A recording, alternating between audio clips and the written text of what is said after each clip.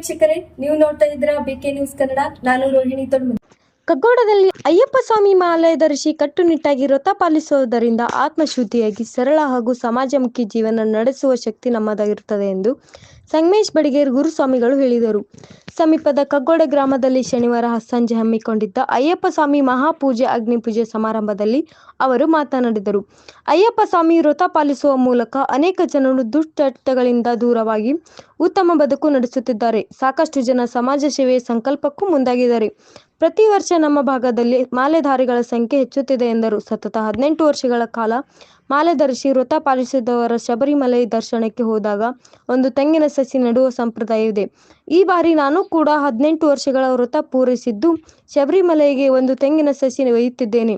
ಅಲ್ಲಿಂದ 10 ಕಿಲೋಮೀಟರ್ ಕಾಲ್ನಡಿಗೆ ಮೂಲಕ ತೆರಳಿ ಬೆಟ್ಟದಲ್ಲಿ ಸಸಿ ನೆಟ್ಟು ನಮ್ಮ ಗ್ರಾಮದಲ್ಲಿ ಸಮೃದ್ಧಿ ನೆಲೆಸಲಿ ಎಂದು ಪ್ರಾರ್ಥಿಸುವುದಾಗಿ ಬಡಿಗೇರ್ ತಿಳಿಸಿದರು. ಹೀಗೆ ಕಾರ್ಯಕ್ರಮ ಆರಂಭವಾಯಿತು. ನಂತರ ಶಾಸ್ತ್ರೋಕ್ತವಾಗಿ ಅಯ್ಯಪ್ಪ ಸ್ವಾಮಿ ಮಹಾಪೂಜೆ ಮಹಾಮಂಗಳಾರತಿ ನಡೆಯಿತು.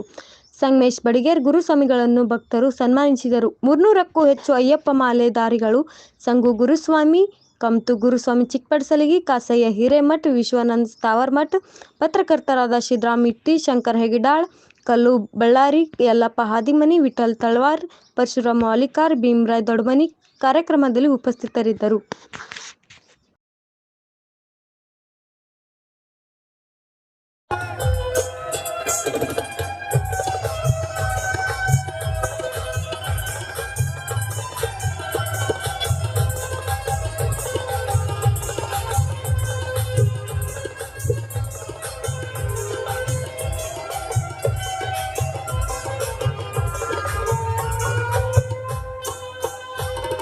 ಶಬರಿಯ ಬೆಟ್ಟದಲ್ಲಿ